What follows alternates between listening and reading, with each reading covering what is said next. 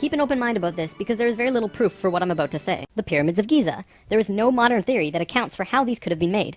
A planetary grid is an etheric crystalline structure that envelops the planet and holds the consciousness of any one species of life. These grids are geometric, of course, and science will eventually discover that there is a grid for every species in the world. These grids give off light as well, and from space they can be seen as the source of the bluish glow around the Earth. Wherever the Kundalini resides, the people there become the spiritual leaders of the world. DNA is the physical manifestation of who you are. It is your soul's physical aspect. The first Atlantean to reach the immortal state was a man named Osiris. There was a time, long ago, when humans existed at a very high level of consciousness. We were interdimensional and were very psychic. We chose to move to Atlantis because of the Kundalini. In humans, the Kundalini is often referred to as the energy serpent that runs up and down your spine. When activated, it provides an immense amount of energy through all of the chakras.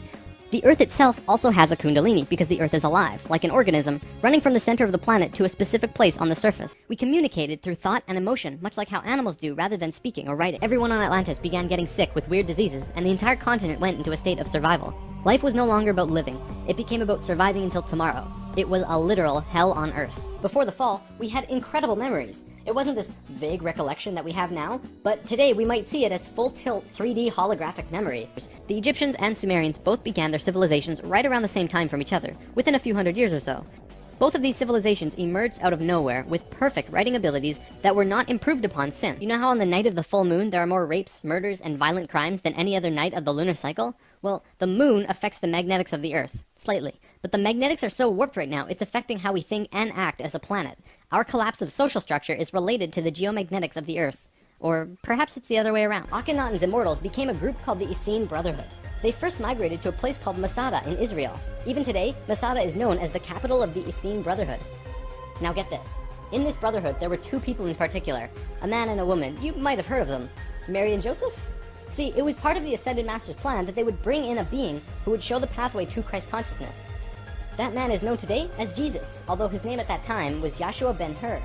Then, the ascension process, the transitional experience from the second to third level, would go into the consciousness grid that was still being formed. He was able to transition because he was originally from these higher levels. If Yahshua had not shown up, we would not have had that ascension experience available to us today. What we are seeing in DNA is changes in the codons. There's 64 possible codons in DNA, and humans only have about 22 or so. What we're finding is that there are 6 more codons being activated within these children, and they are choosing 2 of the 6. These kids are what we call indigo and crystal children, and probably the super psychics as well, which would seem very primitive. A comet approached the Earth.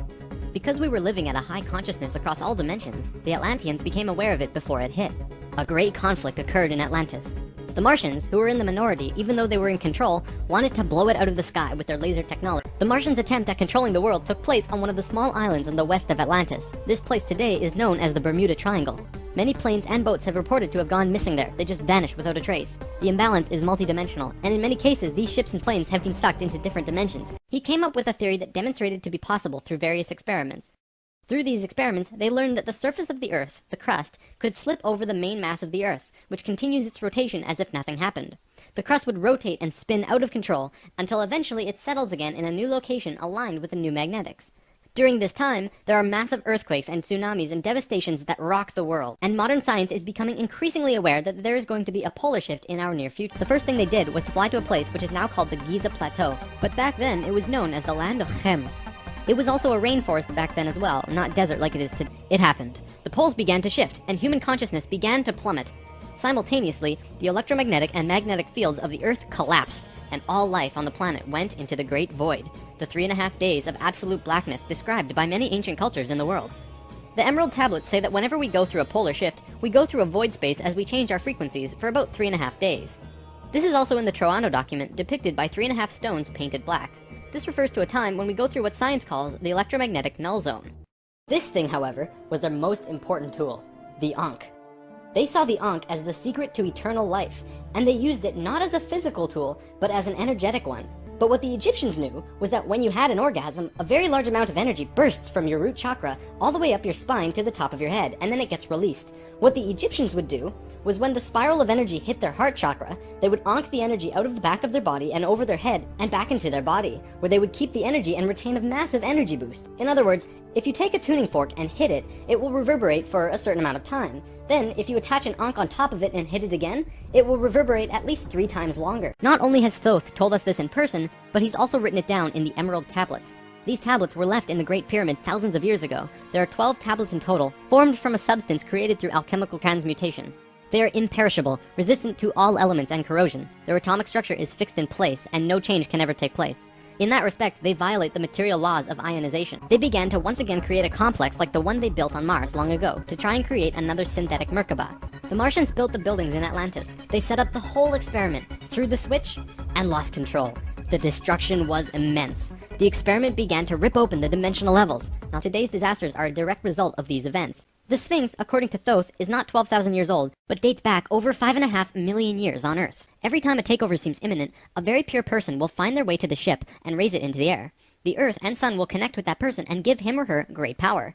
Our takeover event actually already happened, the same year the Christ grid was activated. The year was 1989, and we were having some troubles with the Greys, a race of ETs who were slowly plotting takeover due to a previous scuffle we were having. A very pure woman in Peru made the ascension process into the Christ consciousness grid and found the ship. She tuned it to the frequency of the fourth dimension, where she raised it through the Earth and into the air, and manifested a situation for the Greys to leave. Within a very short time, the Greys began getting sick, and remained sick for as long as they stayed here. They have been forced to leave for now, and we are once again safe. The ship is a warship in that whatever race is trying to take over, the person will just think them away. See, in the 1930s, Edgar Cayce was channeling information for a geologist when he stopped and he said, "There's something you should know. In the near future, the Earth's poles are going to shift."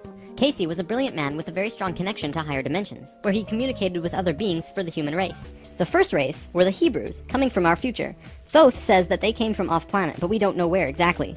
The other race that stepped in caused big problems. These beings came from the nearby planet of Mars. See, according to Thoth, Mars looked very much like Earth a little less than a million years ago. That's why today we are so physically advanced compared to pretty much all the other animals in this third dimension.